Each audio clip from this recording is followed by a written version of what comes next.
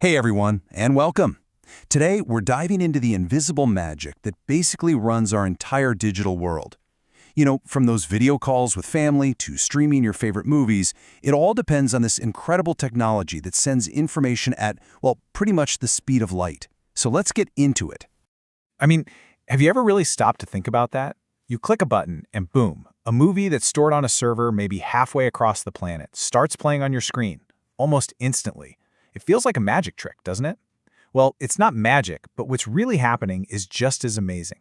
It's a journey, a super high-speed adventure made entirely of light. And the hero of this whole adventure is a tiny little pulse of light. We're going to call her Lucy. She's going to be our guide today, showing us exactly how your data zips from one side of the world to the other in, quite literally, the blink of an eye. All right, so how does Lucy pull off this incredible trip? Well, she travels through this huge, hidden network that's kind of like the planet's nervous system. And it all comes down to one surprisingly small, yet unbelievably powerful piece of tech. The scale we're talking about here is just wild.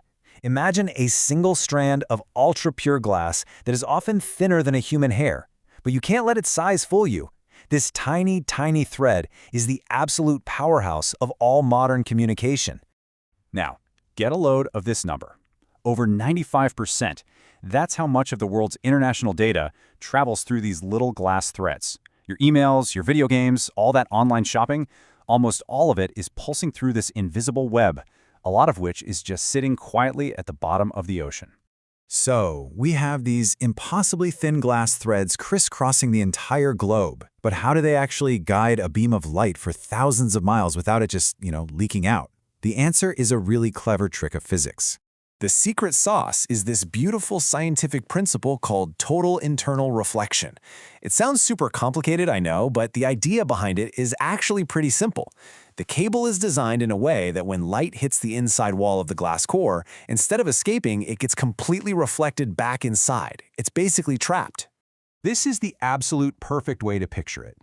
Just imagine our light pulse, Lucy, zipping down a hallway where the walls, the floor, and the ceiling are all perfect mirrors. Every time she starts to stray, she just bounces right back toward the center and keeps on going. She literally can't get out. And you can actually see this for yourself with a super simple experiment at home. If you shine a laser pointer through a bottle of water, aiming it at a little hole on the other side, well, when you let the water flow out, you'll see the beam of light gets trapped inside the stream of water, bending right along with it. Pretty neat, right? That's total internal reflection right there in your kitchen. Okay, so now that we've got the physics down, let's follow Lucy inside one of these cables and see how the whole thing is actually built. So a fiber optic cable really has three main parts. Right in the middle, you've got the core. That's the super pure glass highway that Lucy travels on. Surrounding that is the cladding, another layer of glass that creates those mirror walls we were talking about. And then, wrapped around the whole thing is the outer jacket. That's the tough armor that protects the delicate glass from, well, everything, from rocks to, believe it or not, even shark bites. Okay, so we get how Lucy travels. That makes sense. But how does one tiny pulse of light, or even billions of them, carry all the crazy complex information in a movie, or a song, or even this explainer? Well, the answer is a very simple but incredibly powerful code. It's kind of like Morse code, but for light. All the data for your movie gets broken down into binary. Just a long string of ones and zeros. A laser at one end of the cable flashes on and off at a ridiculous speed.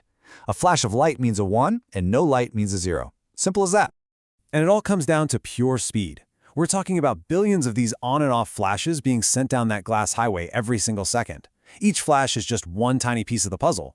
At the other end, a receiver sees all these flashes, translates them back from binary into data, and just like that, your movie shows up on your screen.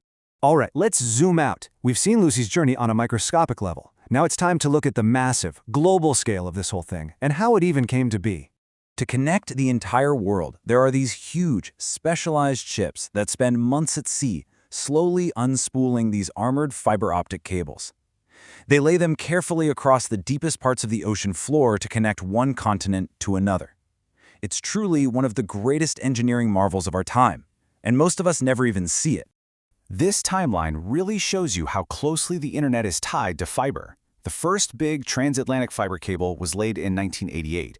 Just 3 years later, as this network started to grow, the World Wide Web went public, And that is absolutely no coincidence. Fiber optics created the high-speed backbone that made the internet as we know it possible in the first place. And today, its impact is, well, it's everywhere. It's not just for watching movies. It is the foundation of global banking, online shopping, making simple phone calls, and even for doctors using advanced medical imaging tools. Our whole modern life is really built on these tiny threads of light. So, from a simple physics trick to a globe-spanning network, the journey of light is nothing short of incredible. Let's do a quick recap of what we've learned before we look to the future. All right, let's nail down the key takeaways.